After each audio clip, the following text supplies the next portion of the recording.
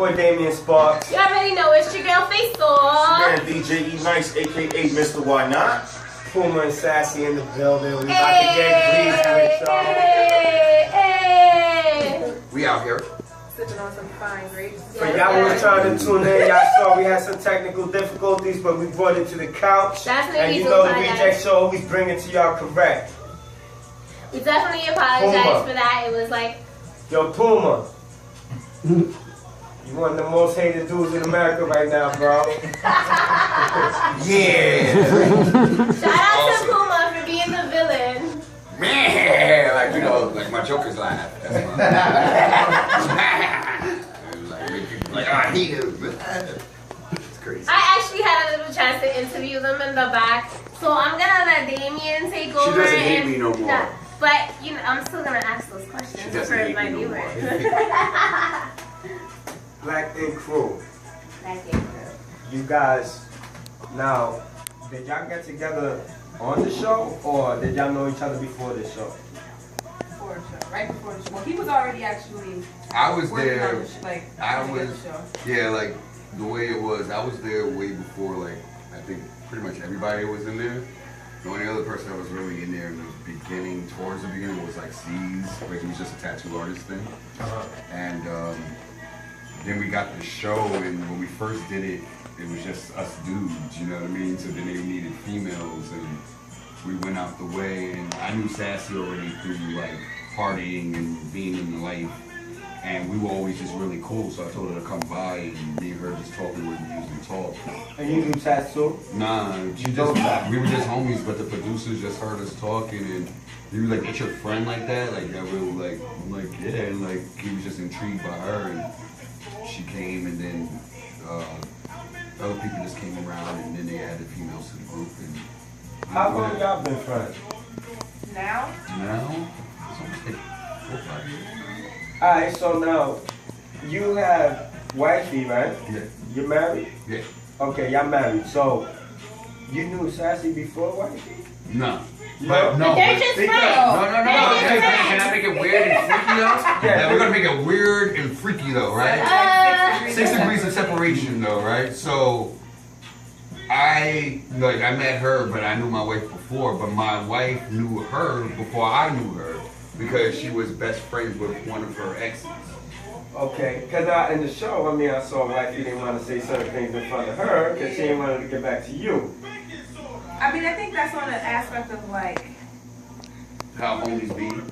we You know, talk to like, each other. She knows me and his friendship. She knows the relationship that we have. You know what I mean? We talk about everything, you know, and like, so I imagine that it would only be her first instinct that like, well, if I say something to her, she's probably gonna go back and say something to him. You know what I mean? And it didn't take until we went to Paris and her and I finally were able to spend that time together alone without Puma. You know what I mean? And kind of start to build our own relationship where I was able, I think, to let her know that like, I love Puma, but I love you too. You're my sis now. You know, like you're part of the fam. And like, if anything, if I would ever say anything that she would ever talk to me about would definitely be in confidentiality. But if there was ever something that I know he needed to hear that she probably couldn't say to him, and it would help and benefit their relationship, then yeah, I'm gonna say something to him, as opposed to them being on a rocky turn because somebody doesn't know how to communicate something. You know what I mean? So. yeah, cause I'm a guy and I'm. You know, So are you currently still with wifey? Yeah, I still got my ring on. You know what I mean? We chilling. He look mean too. That's not Shit, we don't play no shit. Let's knock this out the box There you real go. quick. There you go. She get it from my You mom. guys can spot the mean ones. Let's knock this out the box real quick. What percentage is higher? Like, how much of the show is acting and how much of the show is real? Just give us a percentage. Well, I mean, from I guess our standpoint, I guess it's like a good 70, 80. Yeah. 70% acting or 70% real? 70%, 80%. 70% real. Okay. So you and Caesar really beefing. That's been going on from like the beginning of the show. Like people don't realize, like yo, if I don't really talk about it too much, but if people really knew how everything came to pass and where it went to with me and that man, I mean, it just seems. it doesn't. It's on this show. Everybody talks about our friendship, but that's something I realized probably really wasn't true from like years after that. Once I seen the things that he's done to get to where he's at. Okay. So y'all cool off camera? Nah, not at all. Wow. Yeah. So wait, before the show. Nah, not even acting like she says. I'm very sarcastic. So you can see when you see scenes with me and him and how I am. Do you see me really? I saw you throw a chicken bone now. No, that's that lemon pepper chicken. Get it right? Why did you drop that lemon pepper chicken on that man's floor after he invited you to his home? But see, the thing is that Okay.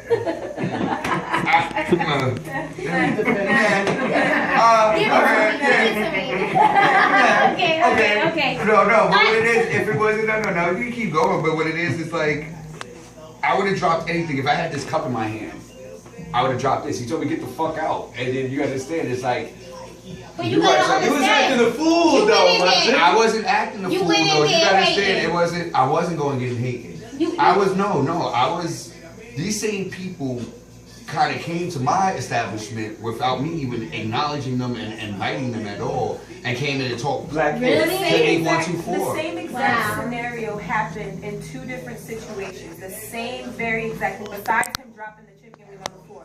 But when Caesar and Ted came over to Ink 124, they did the same exact thing. Oh, they were really hating. This shit I must have missed but that the way that episode. it's being presented and the way in the context in which you see it, you know what I mean? It's different from the context of him being in the shop and him already being portrayed as the villain. You know what I mean? And it's like, so even the same exact thing that happened in two different spots, but the context in which they put it in which you see it, it makes it worse than what it was.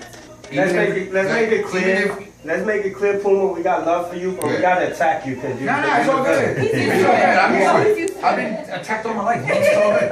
But even if you watch that episode, you still, this is like y'all say I was a hater, but you still have this grown man who fired me from this spot and still says I betrayed him by going out to try to feed my family. Now,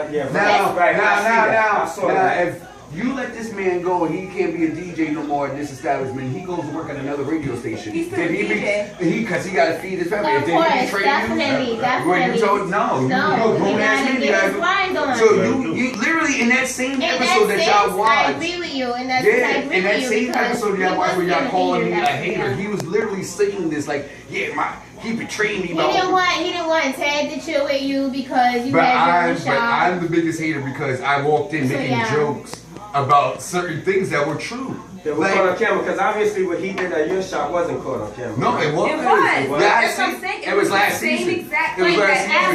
It was just a different context of to where it happened. He walked up and down the stairs and he's like, this fucking bullshit, looking at shit. Look at this fucking bum ass shit. How you got this? You don't even got stairs, nigga. Like, oh, look at where you at, talking about all the dope shit outside. You know what I mean? Like, and then went back to his shop you know and kept talking about it to everybody, and he kept going on for episodes talking shit about me. Episodes, and I never said a word. I kept it quiet. So y'all catch me one time walking in to a party that was dead as hell, that had one dude that was a male exotic dancer in there. There was a male exotic dancer in there. There was like, and I'm looking around and I'm like, this is all that's here? One dude that's a male exotic dancer. Didn't you Erica Mena? Those are the, now she's so beautiful. That, I'm not gonna lie, that's day one, like on some, before we filmed Black Ink Show, I met her. Yeah. And I asked her about what I was about to do, and she gave me one of the realest answers ever. And to this day, can we hear the answer that she gave you? Nobody's your friend. None of these people are your friend. Remember that everybody that's around you are not really your friend. They're just trying to make money off you. Yeah. And I swear to God, I took that and said, he's like, okay, let me make sure I remember that. She was like, there's going to be people that's going to come over and be extremely nice to you. You might bug out off how nice they are to you. They're not your friend. And I was like, I really took that to the heart because everything she said, I literally dealt with. Yeah, definitely in this industry, you definitely gotta watch your back, you know. Yeah, you gotta watch the type of people. We learned that. We learned that. Yeah. We learned that. Face, I ain't your friend, though.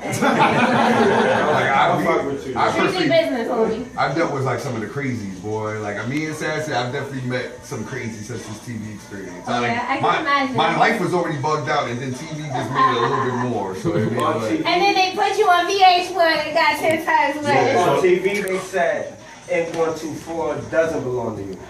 No, well, okay. Let me explain that one. That one was great. Now that's once again a grown man taking his time out to slander another man. Now, let me see. Let me think of any situation. Okay, let's think about Rockefeller back in the day, Jay-Z. Let's think about, matter of fact, Lil Wayne, Birdman. We were just talking Lil about Wayne that, Birdman, right? yeah. Birdman owns a percentage of Young Money. Right. Now there's paperwork on Big that. percentage. A large percentage. Yeah. Now, with me, I'm a man that's on television. I am, as you said, the villain right now. Right. So I had an investor who brought money to say, hey, listen, man, we can make some money together. Let's be partners. I'll take the name and I'll put the stuff on here. You be the face. Bomb. Got you. Okay.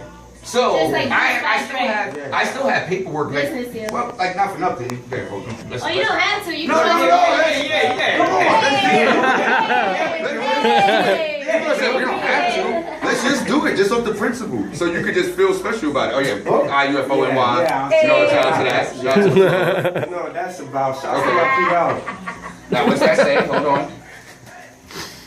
That says Joe, Brick, Matt, Gold, Paul Lawrence Robinson, right? Yes. And it says partnership and operating agreement, correct? Turn Yes, that phone it around. does, it Turn the does. phone around. Turn the It phone does around. say partnership zoom in on and that. agreement, yes. Zoom in on I'm that. just saying, I have that in my phone for always. Zoom in for on interviews. this. That's so you can see that. No, we don't even gotta do. She literally just Yeah, it's legit. It is legit. Yeah, like literally, I can let you read the whole thing. I can Man, understand. look. I can see where you're coming from. Yeah, I can because let you know read what? certain parts, you Beats read by it, you Trade like, do that the makes- same thing, you know. with Drake with the everybody. face Yo. and Jamal. Everybody. Caesar, excuse me. Yo, Caesar, I was feeling you for a second, bro. For a second, bro. So at the end of the day, it's a grown man trying to really Question. slander And somebody. this question is for both of you. Do you think that when Duchess came in, she changed, she made Caesar change? And is that the reason why everyone, because honestly, it seems like, you know, Can you answer that question? yes, let's talk about Duchess. Let's talk about Duchess and... We're not gonna OD talk Yeah, about that- that. We're gonna answer your question. That Yes. definitely is a sassy question. But we're gonna That- do you think that when she came into the scene that everything changed, the game changed, and she was running shit, or she thought she was running shit? What's up with Duchess? I think that's exactly what happened. Because it seems like everyone started splitting apart once she started to like come in there and just... I mean, on last week's episode, I think Caesar finally came out and finally admitted that. Yeah, he actually you know what I did. mean, and saying that everybody just kind of needs to get over the fact of whatever happened and just accept that she's not going anywhere.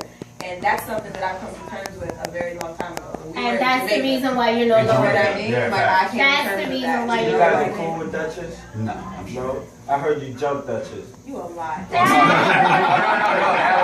That was You a supposedly lie. me. But that was like Yeah, a story that supposedly, didn't go that's around. the season got choked up. Nah, man. That was. And you're gonna watch as you watch more of the seasons of Black Ink, which you're gonna end up seeing all that. It was on World Star. You're gonna see all that pan out. But you're gonna pay attention to little things that happen. And I'm a grown ass man from the Bronx, bro. Like I'm 33 years old. I was raised. Bronx always in the building. Bronx I'm always staying in the building. I This was is what I'm raised like I telling guess you. on a certain code, like a certain level of how you're supposed to be and certain things you're supposed to do. And this man is gonna get way out of G code. And you're gonna watch this shit during the season, and then you're gonna be like, that's probably why Puma was flipping the fuck out. Cause he does something that's so out of pocket. When y'all see it, you're like, nah, that's way out of pocket, bro. Like something that I'm still to this day bugged out. Like, if I know you for years, I wouldn't do this. I don't care how much money, whatever, I wouldn't do it. And he's gonna do something way out of pocket. He just is a man, you said? Nah, it's almost like that.